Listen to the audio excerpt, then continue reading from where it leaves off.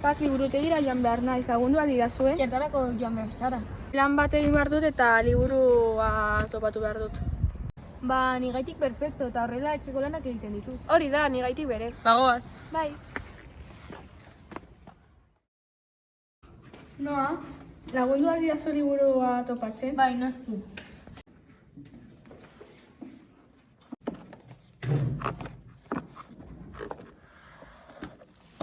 Ez dago izango liburua, ezta? Bai. Venga, bagoaz. Zer jauzi zaizu? Ez dakit. A ber, ibeliatu. Anarru eguna. Nire ezagun egiten zait. Niri ere, nik ez dut inoiz entzun, Nire amadak zerbait dakiela uste dut galdetu aldiot. Aintzinan, herritarrek ez zuten nahi negua heltzea. Bizitza urtaro honetan asko zailagoa zalako. Urtero borroka baten aurrean aurkitzen ziren.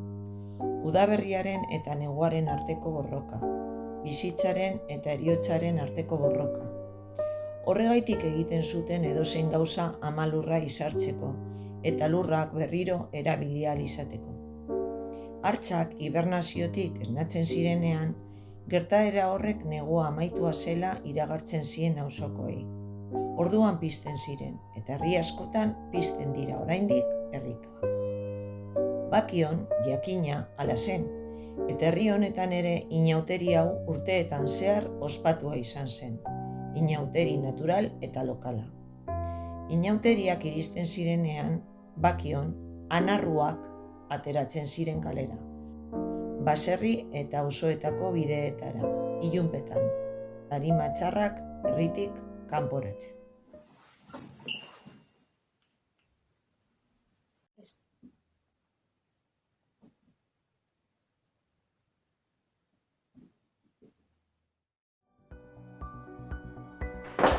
Kaixo, gaur, anarruko pertsonaiak nolakoak diren azalduko dizkizuegu! Anarrua. Anarrua jaietako mozoro garrantzitsuena da. Izena ematen baitio jaiari. Hartza eta bere jagolea neguaren amaian iragartzen duen hartza eta bere jagolea da. Iritsuak, gaueko iratsoak dira eta piztia edo animalien itxura hartzen dute. Batzutan irudikatu egiten dira sua ahotik botako balute bezala. Maazkorriak matzorriz estalita doan pertsonaia da. Bakio Txakolin ekoizlearen herria izanik, Maaztia bertako ikonoa baitira.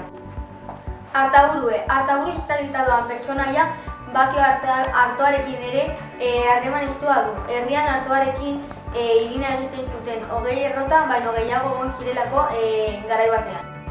Arranak dituzte ipurdian eta horrekin zaratea eginez bidea zabaltzen dut herritarrei deitzen diete. Ezkonbarriak, aro berria irudikatzen duten pertsonaiak dira. Atzo gure aro zaharra irudikatzen duen pertsonaia dira. Abadea, ezkonberrien eszena irudikatzen duten pertsonaiak dira. Jose Otsu, Bakio bizitako gizon bat zen eta herritarrei beldurra eta lapurtzen zuen. Eta jaia bukatzeko erregiten da.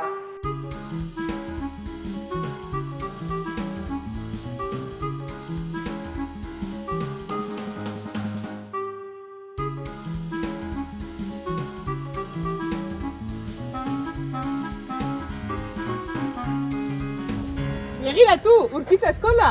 Bai, seguru zerbait dakitela! Venga, bagoaz, neska.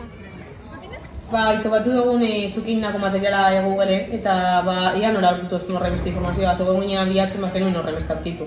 Bai, zaila da, berez, nik ere hasikeran Googleen bilatzen nuen eta ezinezkoa edo ia ezinezkoa zen ezer ez topatzea. Baina hau egiteko, itsasalde elkarteko anartzek, pilo bat informazio, idazki, bideo, argazki pasatu zizkidan eta pasatutako horiek aintzat hartuz, lana osatu nuen. Ikuspuntutik, bitu oso polita, ze herriko gauza bat berreskuratzea dakar eta zerbait errotzea, eta oso interesgarria, ze azken finean ere guk gure sustraiak eta gure historia ere berriro berreskuratzen eta ezagutzen ari gara.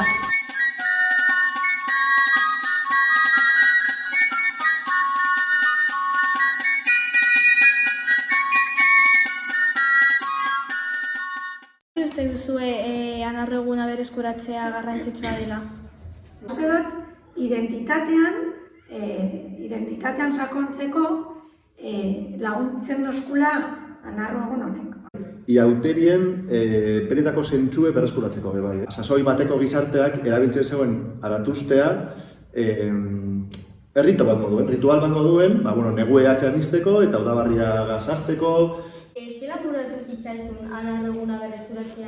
Nire kasuan bai entzun izan duen anarruari buruz berba egiten etxean, nire aitak badeko ja adin bat, nahiko nagusia da, eta igual nonos komentarioaren bat, igual egiten duen duenan berba karnavalei buruz edo atustei buruz, sasoi batean bazion anarro egun esaten zen, eta bar. Eta, berak hori esan da, eta bakioko beste ikertzaile bat eraz berbetan, berat da Iñaki Martiartu, berako 15 zeina, testigantza batzuk hartu eta bakion, ja hil dago jentea gana, baina ondola 25 urte edo, eta anarro egunaren buruz. Iaz berriro ospatu egin zen bakion anarro eguna. Nola pasatu zenuten egun hori, parte hartu zenuten? Alaga nagusi zen, dantza taldien deko. Orduen egite da, bera urten behar salez dantza egiten bebai, ze azkenean, itxasalde dantza taldeak hasi zeuen edo hasi ze eurek landatu zeudien, orduen, dantza taldien dauelez, bera anarruz jantzi berzen.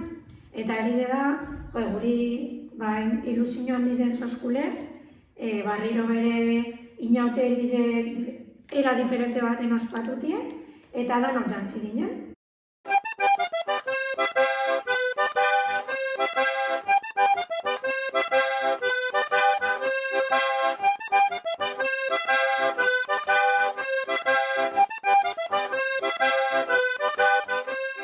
Gustatuko litzaiguke jakitzea ea ze papel daukaten emakumeak edo zeukaten ea gozoratzen ziren edo ez. 70 urte, urtetzen zirenak ziren mutikoak, normal. Eta horregatik ere, gure izan dugu berreskuratutako anarro egun horretan, izatea gatuzte guztiz inklusibo bat, eta sortu dugu zen dantzak, pertsonaiak eta ez teki genero marka konkreturik. Anarro egunean dantzatuko dituzuen dantzak, zuek sortu dituzu ala tradizionalak dira? Berez dira, dantza tradizionalatan oinarritutako sorkuntza batzuk, edo sorkuntzak baino izango neuke, dantza tradizionalaren sistemaren barruan dauzen, variante batzuk egin dugu gure moldaketa propioak. Ataratzen dugu alde batetik anarroen sortzikoa.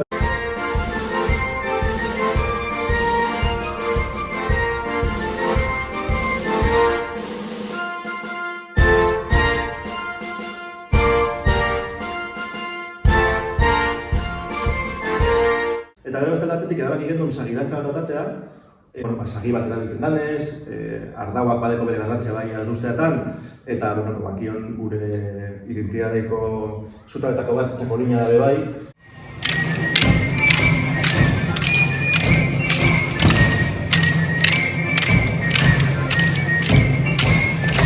Eskerrik asko informazioagatik. Agur!